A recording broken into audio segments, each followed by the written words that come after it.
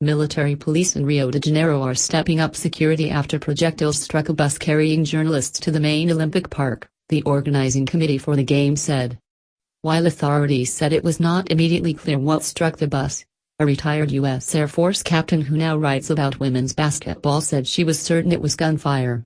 Britain's Press Association on Wednesday quoted Lee Michelson, who was on the bus Tuesday, as saying that she instinctively hit the floor when she heard the sound of gunfire and hollered to the others, "Get down! Get down! We are taking fire.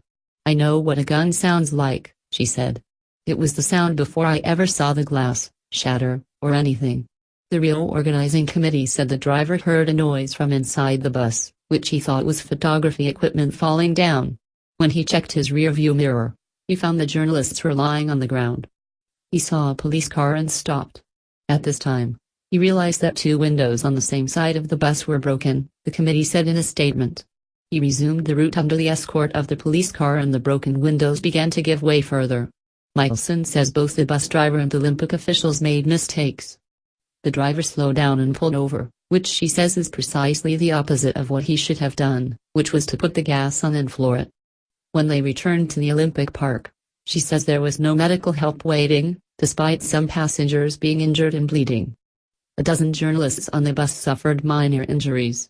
There was kind of a popping noise and something hit 2 windows on the side of the bus and left 2 hole marks, which looked like bullet holes, David Davis, a photographer for the British-based news agency Press Association, told the AP.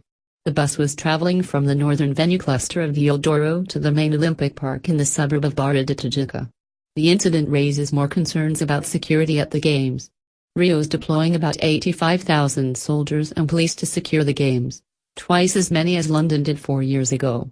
On Saturday, a stray bullet flew through the roof of a media tent at the Olympic Equestrian Center. Officials said it had been fired from a hillside favela, but said the Games had not been targeted. Organizers said the intended target was probably a security camera on a blimp.